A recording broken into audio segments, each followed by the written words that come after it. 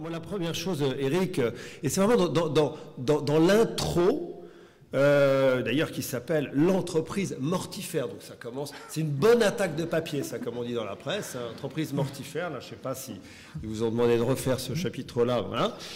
Voilà, il y a quelque chose où on sent que l'entreprise est totalement inadaptée au monde dans lequel on vit, au monde digital, à la jeunesse, à la société. Pourquoi? C'est un livre dans lequel j'essaie de m'interroger sur pourquoi est-ce que les entreprises n'arrêtent pas de dire qu'il y a toute une série de choses qu'elles veulent faire.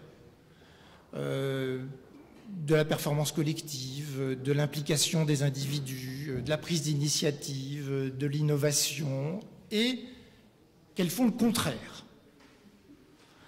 Et donc elles le disent, il y a un discours, et puis il y a une pratique, qui est souvent une pratique, et il y a une espèce de tension très forte dans l'entreprise du fait de cette contradiction.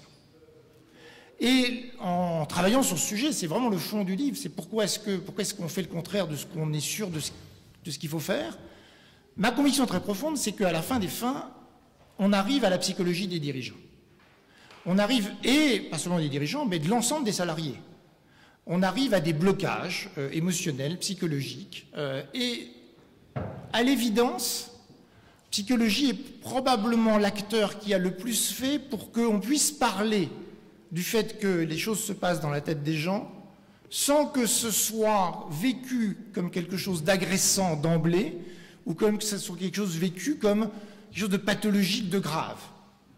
Et de ce point de vue-là, je suis extrêmement heureux que Arnaud ait accepté de me servir de sparring partner dans cette séance.